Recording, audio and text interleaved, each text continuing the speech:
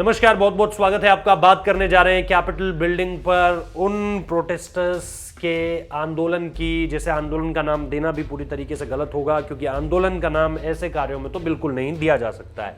ये गैर जिम्मेदाराना हरकत थी, ऐसी हरकत जिसके खिलाफ देशद्रोह का आरोप भी लग सकता है। और इसी की तरफ हमारी खबर भी बढ़ती है।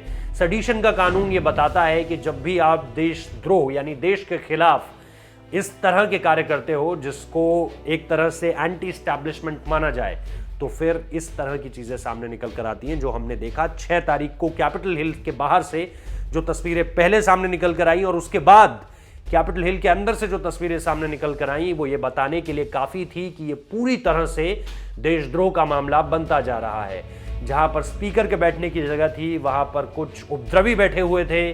जहां पर सेनेटर्स बैठते थे, कांग्रेसमैन बैठते थे, वहां पर भी उपद्रवी पहुंचे हुए थे, हंगामा कर रहे थे। और डेमोक्रेट्स के साथ साथ बात यह भी हो रही थी कि रिपब्लिकन्स और डेमोक्रेट्स की तरफ से जिस तरह के संदेश सामने निकल कर आने चाहिए थे, वो तो निश्चित तौर पर अगर आप डेमोक्रेट्स की तरफ से देखें तो वो तो लगातार विरोध कर ही रहे थे।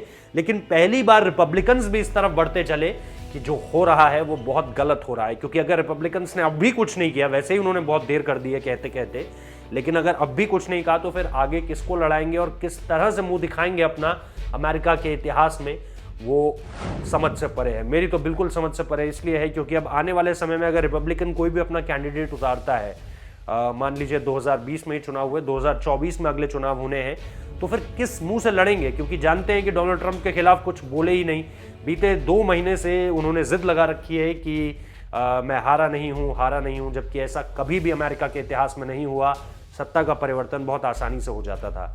लेकिन ये एक स्थिति है जो डोनाल्ड ट्रंप ने दिखाई है कि जब आप इस तरह के नेता को चुनते हो तो फिर हालत ऐसी ही होती है। इसीलिए इस पूरे के पूरे मामले पर लोगों के खिलाफ सेडिशन तक के कानून के तहत कार्रवाई करने की बात कही जा रही है।